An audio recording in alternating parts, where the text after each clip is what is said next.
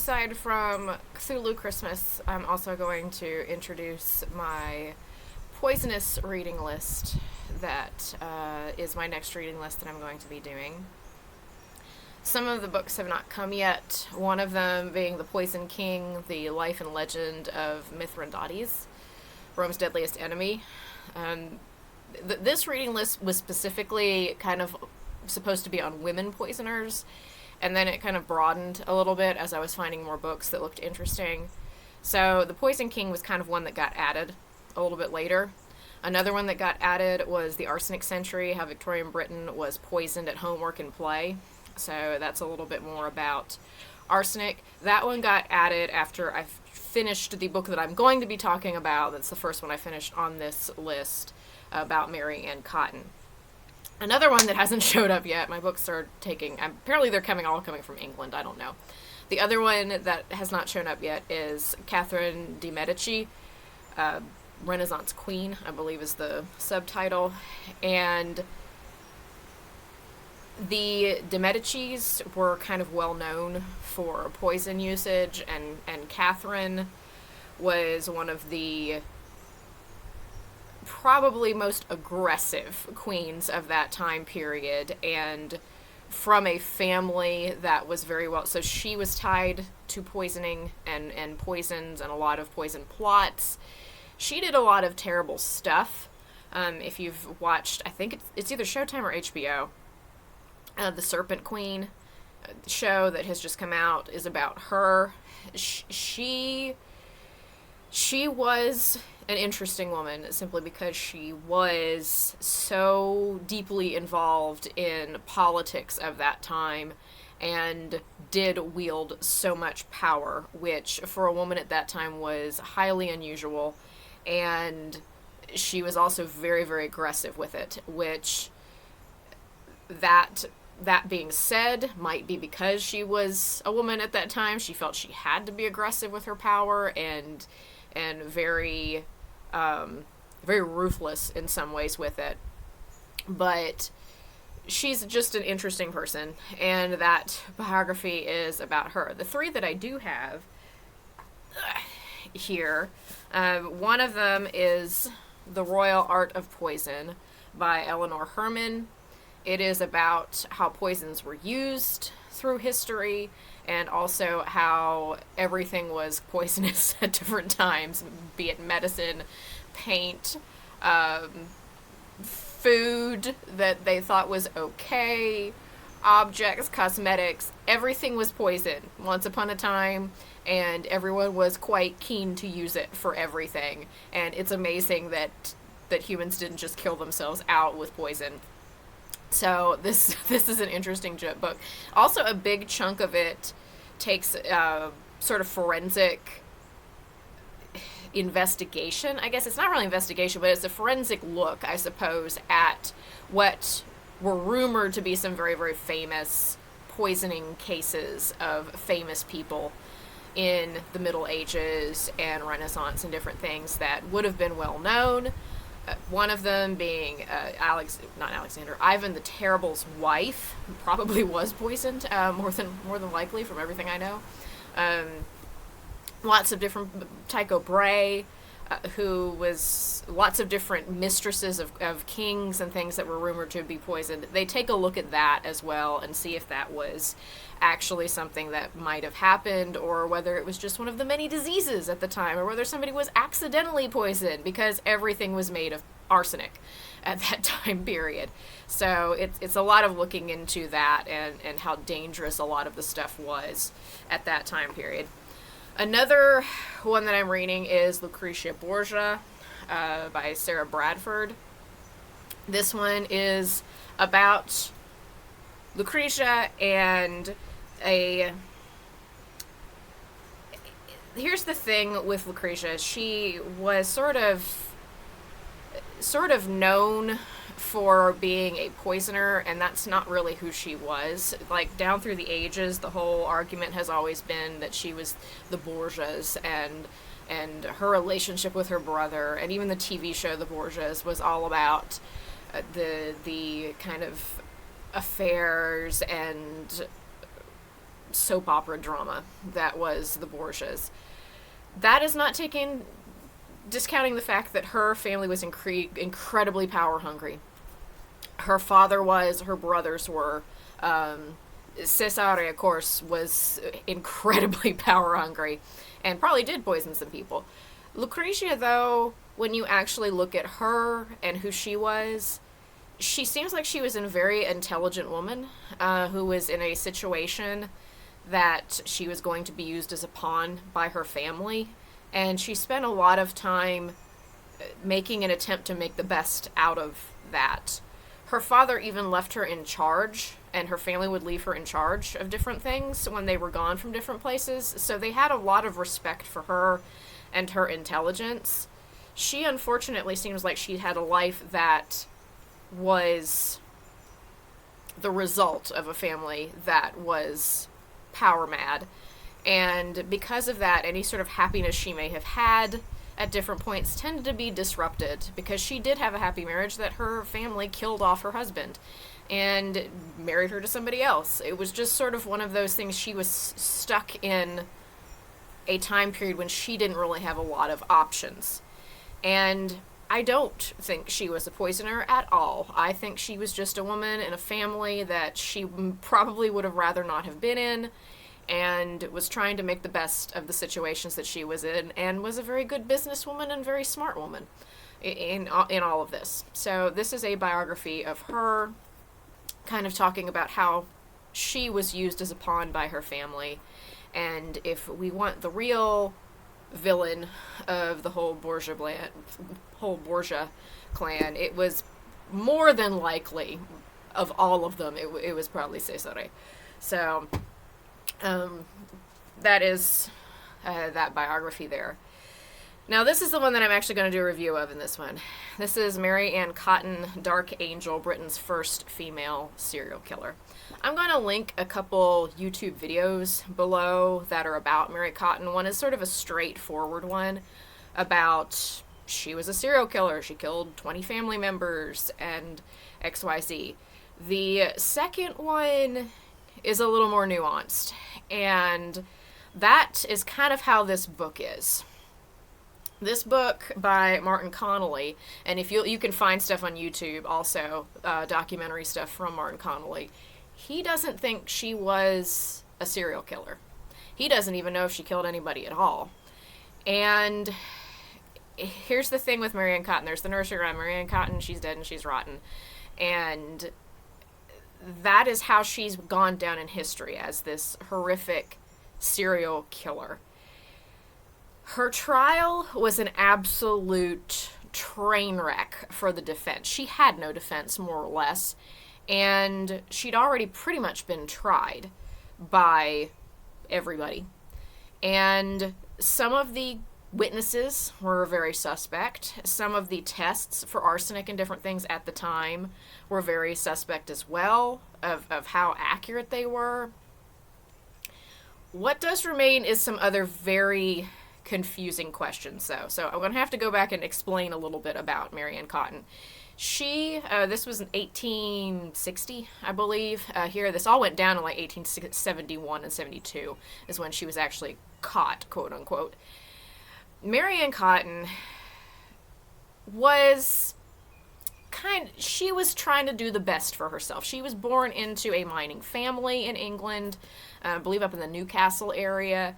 She proceeded, her father died in the mines. She was known as very pretty and charming. She got married to a man named Mowbray. She ended up with about 6 children, I believe, dying. About 4 who, when they were first living in one area. They moved to another area, and 3 more died. Her husband eventually died. She then married another man who I believe had stepchildren already. All of those children died. That man then found out she was stealing stuff from him. She was pawning things and stealing things and stealing his money and different things like that. And she had been caught doing that before. She was definitely a thief. She was not necessarily an honest person, but I do think she was a person who was trying to make the best of a very, very hard situation. That husband left. She never divorced him. That husband left with their one remaining child. She then married another man bigamously, and then all his children died. Her stepchildren died. He died. Her lover died. The stepchildren that were left died. And the neighboring... He was in charge of the workhouse, which those were horrible at the time, too. He basically had some questions about everything. He was like, this is a lot of people.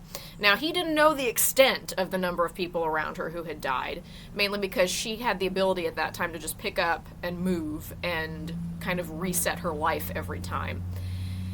He kind of got a bee in his bonnet about something's going on with this woman, especially because she made a very odd comment to him about what seemed to be her healthy stepson, the only one who was left. She made a comment about, well, he's probably going to die soon, too, which the guy thought was weird for her to make that comment. And it was weird for her to make that comment. But you also have to keep in mind this is somebody that if 20 some odd people around them have died, including her husband's sister, her friend, her mother, all this other stuff, you might also think too that, well, everybody else is just going to die because that's what seems to happen around me.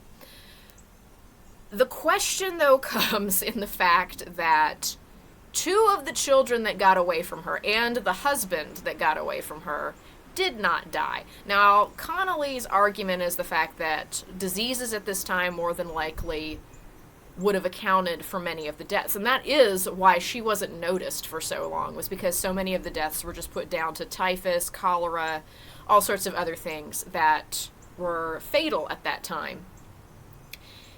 Here's the thing, there was not much proof that she had poisoned anybody. They never really did find... They thought she was doing it with arsenic soap. They never could find out how she was doing it. They never really could figure out how much was in anybody's bodies. It was a very shaky sort of case in that situation. It had more to do with the fact that 20 people around her had died. Now, some of them were not her doing. Her mother more than likely did die of hepatitis. Now, was she there at the time? Yes.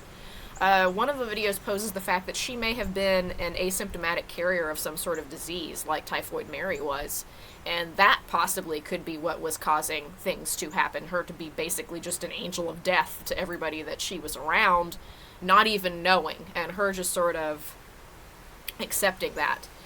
But the thing that does get a little more where I do start to ask some questions and maybe think, yeah, that there was some shady business happening, is the fact that the people who got away from her didn't get sick and die, or get poisoned and die, or whatever was happening. And also, it was a large enough number of people in her family that even the locals were questioning stuff. So either she had incredibly bad luck, or there was something nefarious going on. Now, the other thing that they have brought up is the fact that arsenic was just everywhere. It was in wallpaper, it was in all sorts of other things. There's an argument that possibly these children had arsenic in their system because of the green wallpaper they had in their house. That is another possibility, but then once again, these deaths always tended to be very convenient for her. It's like everyone, when she would get to a dead end in her life, everyone could kind of die out, and then she'd pick up stakes, move somewhere else, and start over. She was dishonest. She was a thief. She was somebody who was, trying to get the most advantageous hooking up with a man that she could, because she was cheating on the one husband with the boarder, and then that boarder, it seemed like she'd moved on to somebody else who was a better situation. It's very murky. The whole situation's very murky. It's not cut and dry like a lot of channels and different things would have you think about her. Today, somebody might have gotten her off of the charges if she was tried today. But, again, testing would have been better today, that you would have found out exactly what these people were dying of, more or less. So, there's a lot of questions about her. Connolly pretty much, he went into it thinking she was guilty, and then came out of it thinking she was probably not guilty of much of anything. I look at it that still there's a number of circumstantial cases about the fact that people who did get out of her sphere of influence didn't just keel over with cholera. I find that odd enough to think that that's a lot of people around a person to die. Not all of them do I think she did. But I do have some questions specifically about the one stepson. The one that initially set off the workhouse person to think something was going on, because she was trying to get rid of him. There were several of her children that she was trying to hand off to other people, get rid of, and then conveniently, after she failed to hand them off to somebody, they would just die.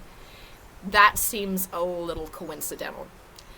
And it's just a very, very complicated, interesting case. And it's another thing about Victorian era, this whole idea, everything was deadly. Diseases were deadly. The paint was deadly. Everything, soap was deadly. Everything was deadly. So somebody who was a murderer, it was easy to get away with. And somebody who wasn't a murderer could have that stigma attached to them depending on their luck and what was going on. Mary Ann Cotton, I'm inclined to think she was doing something. I don't necessarily know what, but I don't think it maybe was exactly what they just completely put her out there as doing. But I do think there was something going on, just based off of circumstances and how many people around her died, and the fact that the people who weren't around her didn't. It is very easy to argue either way, though. And that is why I would highly suggest you look up and look into Mary Cotton and the whole situation. Both videos that I'm going to put on here, basically because one, like I said, pretty much has her set up straight as a villain. The second one kind of lays out in detail exactly why she might not have been. And this book tries very hard to lay out why she might not have been. He can't explain away everything, though. He does still bring up some things. He was like, well, I can't quite... That does seem odd. Certain things that happened do seem odd. So, this is my first of my Poison reading list. And it was not bad. It's a little drier than some because he was really trying to make his case that she didn't do it. But did lead down a rabbit hole of very, very interesting stuff about Mary Ann Cotton and how her murder case might be much more complicated than legend would and popular opinion would have a lot of people think. So I have finished that one. I will be moving on to The Royal Art of Poison next, which is all about all of the cosmetics and everything else that everyone was dying from because they were all using them as just on everything. So that is my poisonous reading list. I will put it below if anybody else would like to know this poisonous reading list for this time of the year. So that is me on my way with some poison in addition to Cthulhu Christmas.